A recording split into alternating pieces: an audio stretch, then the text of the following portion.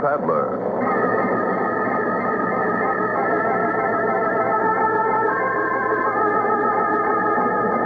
This is the Mysterious Traveler, inviting you to join me on another journey into the realm of the strange and the terrifying. I hope you will enjoy the trip, that it will thrill you a little and chill you a little. So settle back, get a good grip on your nerves, and be comfortable, if you can. For in a few moments, you're going to meet a ghost, the strangest phantom that you ever heard of. But first, I want you to be my guest on a little train ride.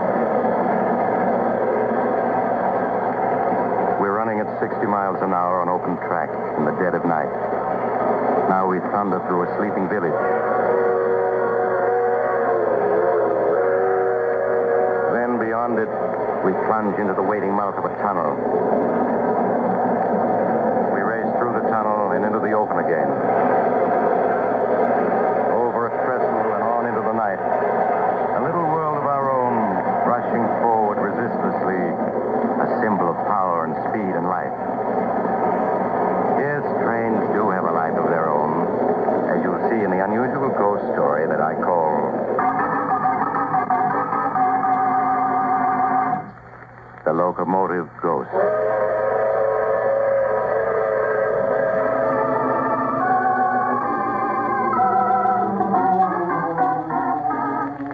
My story starts some years ago in a hilly region of western Pennsylvania. It's almost midnight, and two men laden down with several handbags are moving cautiously over the rough ground beneath a railroad trestle. They come to a spot beneath one end of it, and there in the darkness, they stop and turn on a flashlight. All right, we can sit down and rest now. Hey, sure this is the right spot? Of course, I'm sure. It's the loading spur that branches off at the mine entrance. Main line's over there, about 100 yards away. How long do you think we'll have to wait? 5 or 10 minutes. These mine trains don't run in a minute the way they do out in the main line. Suppose the money isn't on the mine train. They might have changed their plans. They'll be on it. Those miners are waiting for their pay, and the treasurer's bringing it himself. Plus bonus money and cash for operating expenses. Big haul, my friend. $200,000. $200,000? That's a lot of dough, but... But what? You getting cold feet? No, of course not, but... Well, they'll be killed, won't they? The crew on the train? Forget it. I thought you were turning soft on me now after I spilled the whole plan to you. No, Joe, I'm not turning soft. Joe. What is it? Thought I heard a noise then. Over there. It's just your imagination. Oh, you're right. Somebody's coming. Keep the light steady. I got my gun handy. Who could it be? Probably just a bum. Get off and sleep under this trestle. All right, you step where you are. Only me, boys. Just old Boomer. Who? Old Boomer, that's all. Looking for a place to bunk. Howdy, boys. It's okay, Tom. I heard of this guy. So you're old Boomer, huh? The one they call the king of the bums? Not the king, son. Just the travelingest one of them all. 50 years I've been riding the rods, and I guess I've covered 1 million miles of track. Mind if I sit down here? Got kind of ache in my bones. Sit down if you want to. Thanks, son. Say, you fellas ain't bums. You're dressed too good. Never mind about us. Curiosity ain't healthy. Old Boomer never fights with anybody. Live and let live's his motto. Listen, here comes number 25. It's a mighty fine train, 25. Got a 16-wheel Mikado engine, can pull 20 cars a day on a level track. She's 50 seconds late tonight. Do you know every train on the tracks? Pretty near, son, pretty near. I ain't rode them all. I rode them all, from the Lackawanna to the Santa Fe. There ain't much about trains I don't know. Say, you fellas wouldn't have a little nip handy to take the chill out of an old man's bones. No, we ain't got a little nip handy. Sure, son. There's no harm in asking.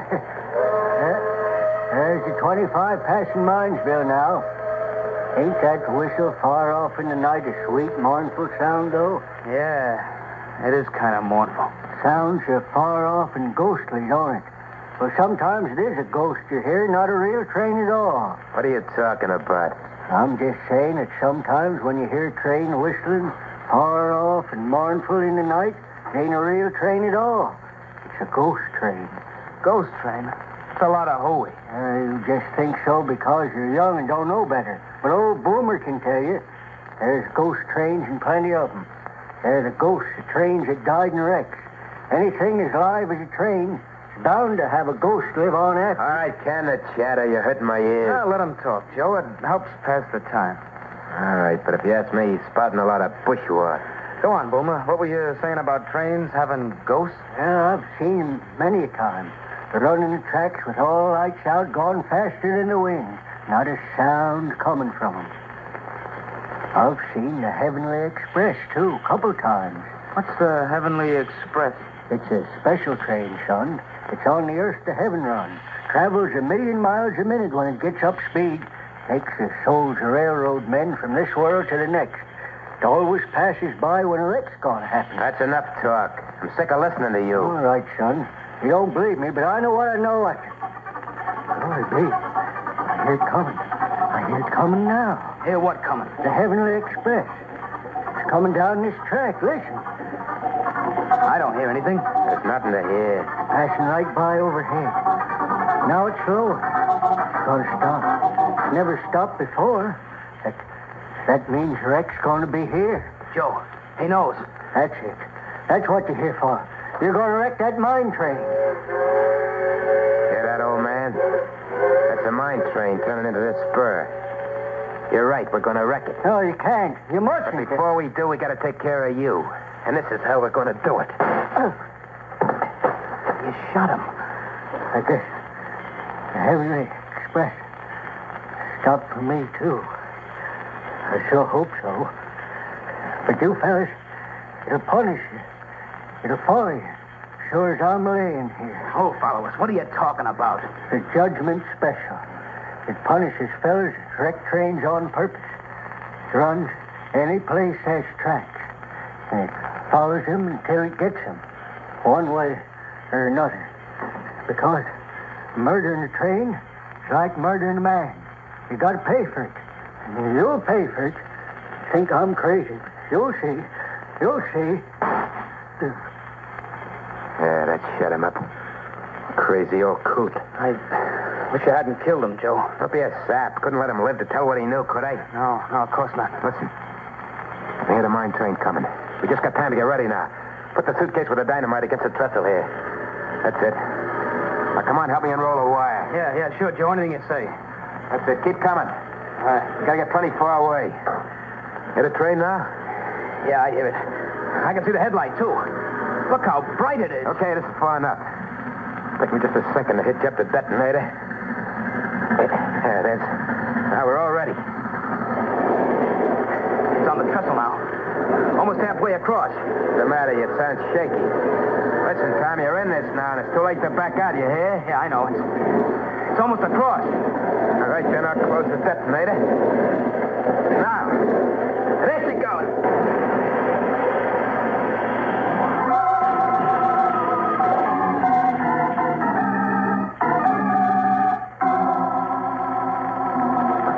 Hours later, the two men, Joe Malone and Tom Henderson, were driving eastward through the night, far from the scene of the train wreck. Between them on the seat was a large handbag, and Joe Malone at the wheel patted it lovingly. 200,000 bucks. Ha! You realize that, Tom? We got 200,000 bucks riding here between us. Yeah, I know. What's the matter? You don't sound very happy about it. Sure I am. It's just... Just what? Well, I can't help remembering the crash when the mine train went into the ravine. The way the whistle kept screaming, just like the locomotive was something alive that was being killed. For Pete's sake, the whistle valve got stuck when the engine crashed, that's all. Sure, I know that, only... Well, I just can't help remembering it. Joe, the crew were all killed, weren't they?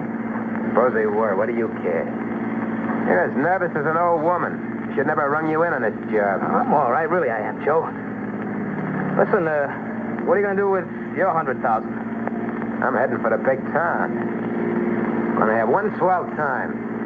Gonna buy new clothes, stay at the best hotel in town, and really cut loose. Meet me in New York, I'll show you a real time. Where are you going to stay? Mrs. Miller's boarding house. It's over on the west side. You can find it in the phone book. Uh-huh. I'm just staying here till I can buy some real classy duds, and I'm moving to Park Avenue. Always had a yen to live on Park Avenue. Now I'm going to see what it's like. Sounds all right. Maybe, Joe, look out, that train. What'd you do that for? Why'd you grab the brake? You stalled us right here in the middle of a railroad crossing. I had to, Joe. The train on the track there in front of us. We almost ran into What it. are you talking about? There wasn't any train on that track. But there was, running without lights and not making a sound. You're crazy. I tell you, there wasn't anything in sight, not even a hand car. But I saw it, Joe. Never heard of a train running without lights. That proves you're crazy. Oh, maybe it was an empty. But if I hadn't stopped the car, we'd have smashed into the side of it. Good mind to suck, you one. Now we're stalling the railroad track, and the car won't start. I'll get out and push. Joe, look. A headlight. A real train this time, coming around the bend. It's about 200 yards off. Joe, it's going to hit us. We got to jump. Yeah, but this door won't open. It's stuck. Come on, out this side. Come on, I got the bag. Oh, my coat's caught in the car door. I'm stuck. Help me. I can't, Joe. Jump. Help me, Tom. Help me. Help.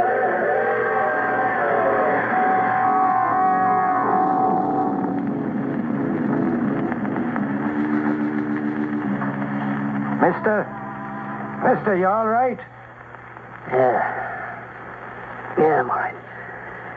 But my friend, he must have been killed. Yes, he sure was. So when do you get away? Look at your car. There's pieces of it spread a quarter mile up the track. Whatever made you stop right there in the crossing? Car stall. Who are you? I'm the crossing watchman. Watchman. Why weren't you on duty? Why didn't you signal that there was a train coming? Because I didn't know it, mister. That was the wrecking train taking doctors down to Mineville. It was unscheduled. Oh, I see. What about the other train, the one that went past going east just before the wrecking train hit us? Other train? Yeah. Well, no other train due through here till 6 a.m. this morning. I saw it, I tell you, traveling without lights. No train ever travels without lights. It's against the law. Say, are you drunk? No, I'm not. Where you going? Listen, I got a report to make on this. You got to fill out a form. Forget it, I'm not interested. Getting away from here. I'm going to New York.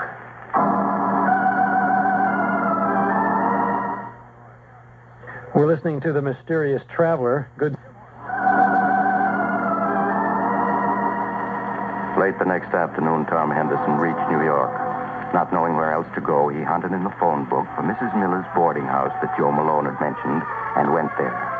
Mrs. Miller gave him a room on the top floor, and there he carefully locked in the closet the precious handbag that held $200,000. All of it his since Joe's unfortunate death. After that, Tom went out to see New York's nightclubs. We got back after midnight, feeling... I was waiting for you, Mr. Henderson. It's turned so cool that I lit the gas heater in your room. Well, thanks a lot. I just wanted to warn you that... What was that? What was what, Mr. Henderson? That whistle just now. What was it? A boat out in the river?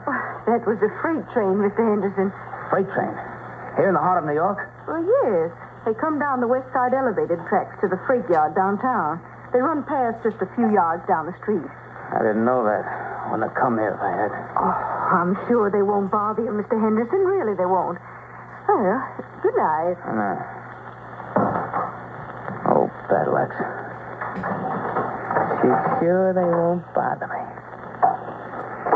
It's too late to find someplace else where I'd leave here right now.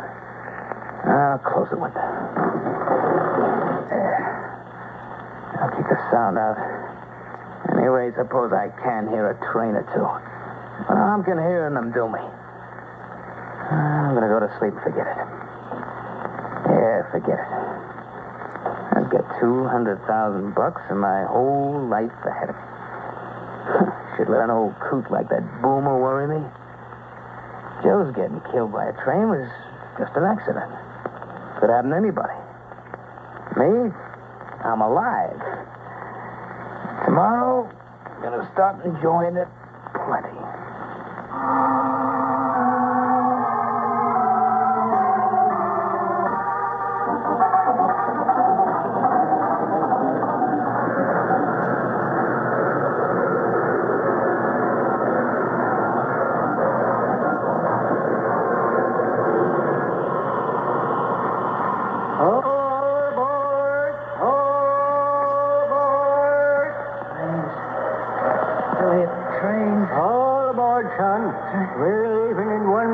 the second, and we got to be on time. Boomer, it's you. That's right, son. You got to wake up and get aboard. We're pulling out. A railroad station someplace, but everything's so misty, I can't see much. No time for talking, son. Got to get aboard. Yeah, but I'm the only passenger, except for you and me, there isn't another soul in sight. And you're wearing a conductor's uniform. They promoted me.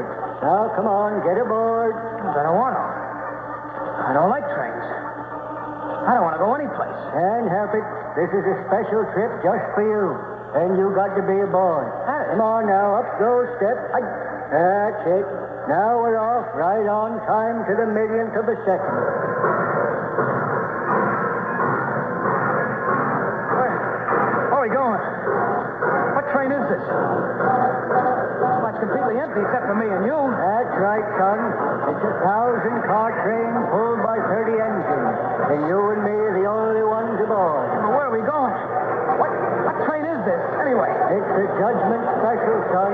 And we're bound from this world to the next. No. Or any place there's tracks, the Judgment Special goes.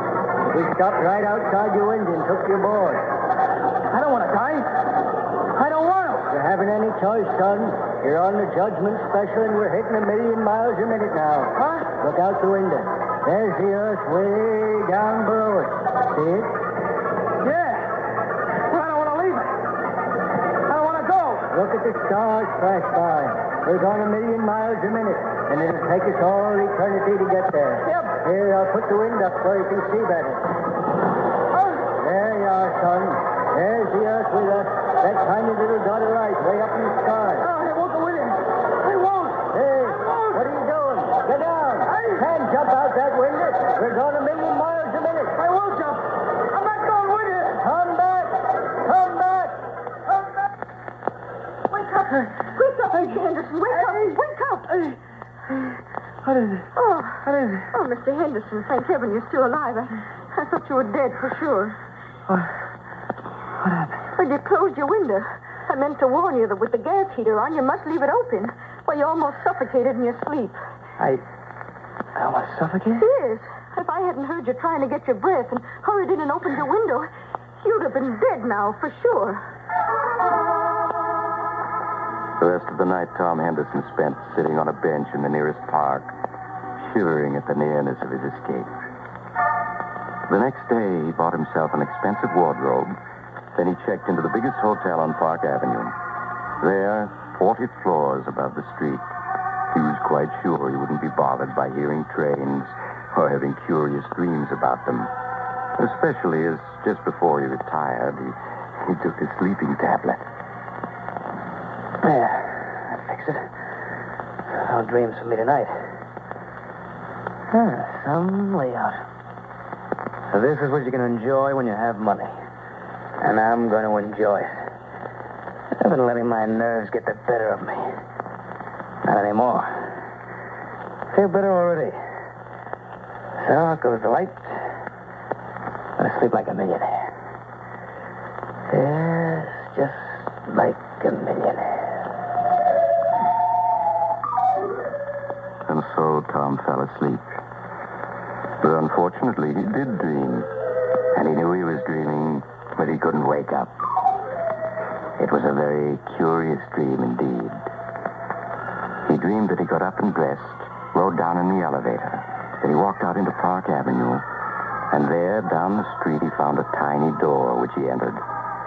It led down a flight of steep iron stairs to a dark tunnel far beneath the ground. There in the tunnel, a man was waiting for him. The man turned, and he saw it was his former pal, Joe Malone. Hello, Tom. Joe, it's you. Yeah. I've been waiting for you, Tom. But you're dead. I saw you killed. Maybe I'm dead. Maybe I'm not. You're dead. I know it. It's just a dream. I gotta wake up. Can't wake up. Don't you understand? You're never going to wake up. I will. No, Tom. Now come along with me. I'm here to guide you. Where? Where are you taking me? Down this tunnel. See how it stretches out? On and on. Now it keeps going down and down. No. What do you think it goes to? I don't know. I don't want to know. Come on, now, Tom. We can't do it. I'm going to wake up. Can't, Tom. Night I was killed, you saw the judgment special. Never get away from it. It's not true. This is just a dream. I'm safe in my own bed in the hotel. And you refuse to come with me? Yes, I do. I refuse. Listen, Tom. Listen to what? I don't hear anything. Listen. Closer now. You hear that? That's the judgment special, Tom. Coming through this tunnel. Train. It's a train coming. Where are you going to go? You're in a tunnel, Tom, and no way out. It's just a dream. It can't hurt me. It's coming closer, Tom. It's coming closer. No, it's only a dream. I gotta wake up. Wake up. Wake up. Wake up. Wake up. Wake up, mister. Oh. Thank heavens I'm awake. I'd say not any too soon either. But, who are you? So dark and carrying a lantern. Oh, my. Mister, I'm a track walker. Track walker? What do you mean? I mean that I inspect the track here under Park Avenue. What? How did I get here? Why, mister, a minute ago I found you walking in your sleep, your eyes tight closed down this tunnel right under Park Avenue. Park Avenue? If I hadn't met you, you never would open your eyes again, because number 10 is due along here in 3 minutes. And it wasn't a dream. I really am in a railroad tunnel. Yes, I am. I'll say you are. How you got here, I don't know, unless you came down one of the inspection doors from the street. But, brother, if this walking in your sleep is something you do often, take my advice and see a doctor. But Tom didn't go to a doctor, so he knew what a doctor would say. That it was his nerves, his guilty conscience. Now Tom felt he had to get away, far away to a place where there were no trains to haunt him. At dawn, he bought a ticket on the first plane leaving for Canada. That afternoon, he found himself in a tiny town deep in the heart of Canada. There he hired a French-Canadian guide to take him by canoe far into the woods, away from any trace of civilization. Late that night, they arrived at the cabin where the guide lived with his wife. Tom unpacked his suitcase and joined the guide and his wife on the porch. For the first time since the wrecking of the mine train, Tom felt at peace. Oh, this is something like it. It is peaceful, is it not, monsieur? Yeah. Monsieur's nerves are better already. Yes, this is what I need. How far is it to the nearest railroad? It is 80 miles, monsieur. 80 miles. Old Boomer said it traveled anywhere there were tracks. 80 miles ought to be enough. Pardon? I do not understand. Oh, never mind. I've got to get some sleep now. Of course. Good night, monsieur. Good night, monsieur. What was that? What was what, monsieur? That whistle then. It sounded like a train whistle. Impossible. It must have been an owl. Yeah, sure. Sorry I bothered you. Good night. Tom entered his room and went to bed, but he could not sleep. He tossed and turned, and at last got up and dressed. The moon is bright. I'll take a little walk. Gotta calm myself down. There's nothing to worry about now, not a thing. Out here in the wilds, I'm safe. Perfectly safe. Tom left the cabin and entered the woods. They pressed thick around him, but an open passageway through the trees attracted Tom. He started down it, the moonlight illuminating his way. He paused and made a startling discovery. Why, I'm walking on old railroad ties. And there are tracks here, all rusted and loose. But the guide said there wasn't a railroad closer than 80 miles. He lied to me. He tricked me. A train. There's a train coming. It's coming toward me. There's a headlight. I gotta run. Run. Run.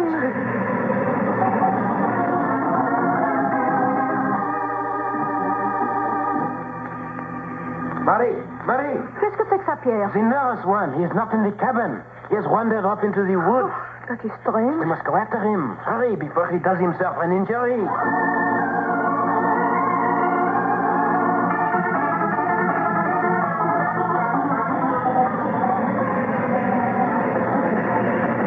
It's still behind me.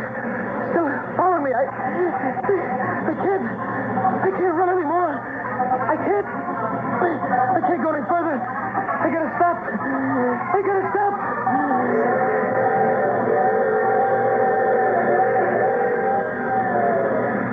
The Judgment Special, son. It runs any place there's tracks, and it follows you till it gets you. Because murdering a train is like murdering a man. You've got to pay for it. You think I'm crazy, but you'll see. Here it comes, son.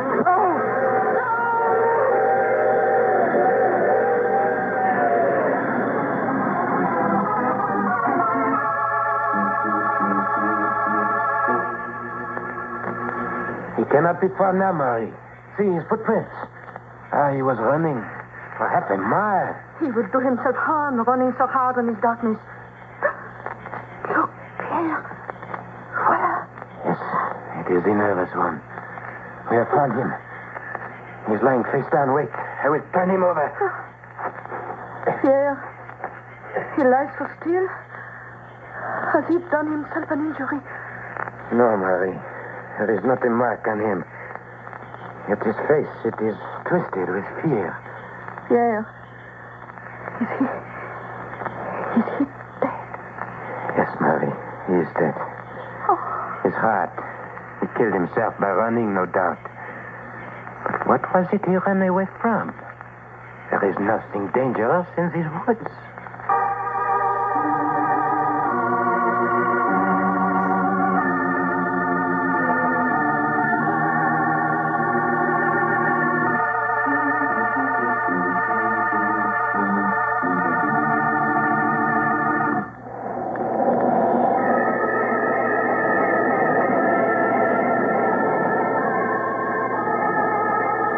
This is the mysterious traveler again.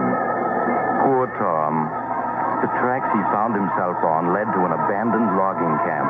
They hadn't been used in 20 years, and no train could possibly have run on them. Except a ghost train. But of course, none of us believes in ghosts, so we just have to accept the coroner's verdict, which was heart failure induced by overexertion.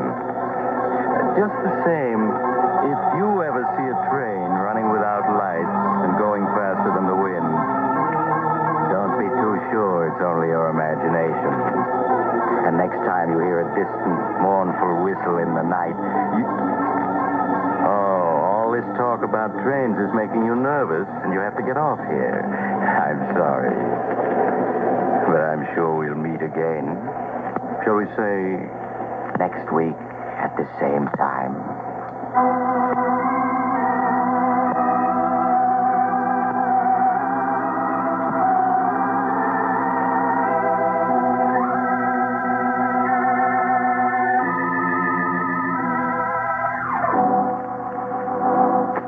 You have just heard The Mysterious Traveler, a series of dramas of the strange and terrifying. In today's cast were Maurice Tarplin, James McCallion, Joe Julian, Bryna Rayburn, and Cameron Andrews. Original music was played by Charles Paul. Mysterious Traveler is written, produced, and directed by Bob Arthur and David Cogan.